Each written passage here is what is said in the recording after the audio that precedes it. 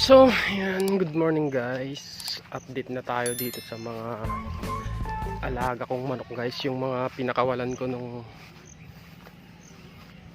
sa isa kong video. Pinakawalan ko sila para makakain sila ng damo. So ngayon, 3 months na sila. So ayun sila guys. Sila yung pinakawalan ko para yun na nga, makakain sila ng damo.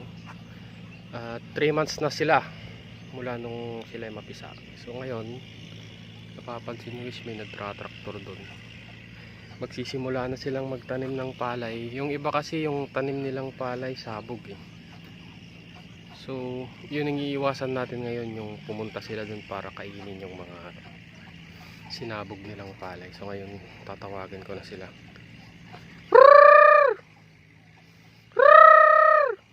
Sila.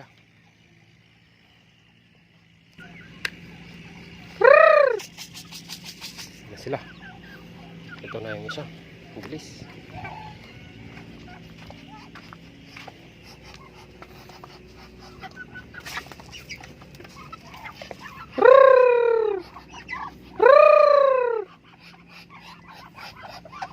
Ayun, tatlo pa lang yung nag-response sa ating pagtawag.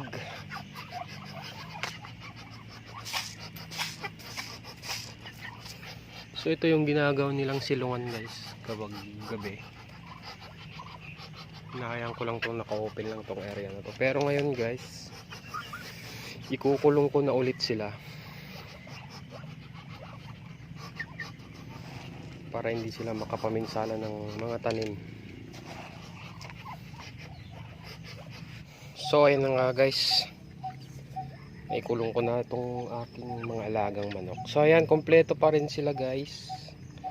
Simula nung una, kung nasubaybay nyo yung una kong video dito sa mga sisiw na to, hindi na sila sisiw.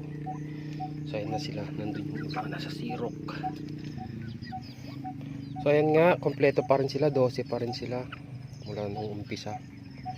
So ikukulong ko na muna sila guys siguro mga tapusin muna nating makapagtanim lahat ng palay dito sa amin. Kasi kinulong ko sila guys para maiwasan yung maaaring paglalason ng manok.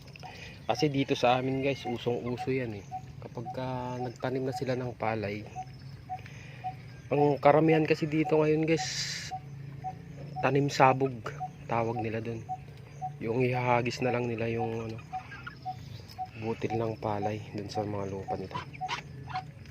Yun yung pinakamadaling paraan.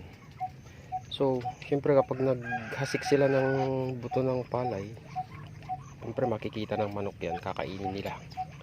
So niiwasan natin baka pumunta sila dun sa mga hasik na palay, kainin nila, syempre magagalit yung may-ari nung tanim.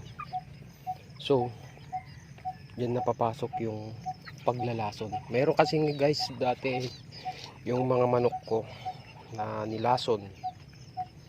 So yun yung iiwasan natin guys. So mas mabuting ikukulong ko muna sila para hindi sila makapaminsala ng tanim. Kasi hindi mo naman maiwasan yan, pupunta yung manok doon sa mga tanim nila kapag naka free range sila. So subaybayan nyo na lang guys hanggang sa muli ko silang pakawalan. So yan guys, sana may natutunan kayo sa konting binahagi ko. Well ito naman dito kasi sa amin bukid kasi ito, kaya kailangan ikulong ang mga manok. So sa mga iba naman siguro na wala sa bukid at wala naman silang mapipinsala, okay lang na naka free range yung mga manok nyo. So ayun nga guys, hanggang dito na lang. Thanks for watching. Happy farming. And sa mga hindi pa po nakapag-subscribe, please subscribe to my channel. See you next video guys.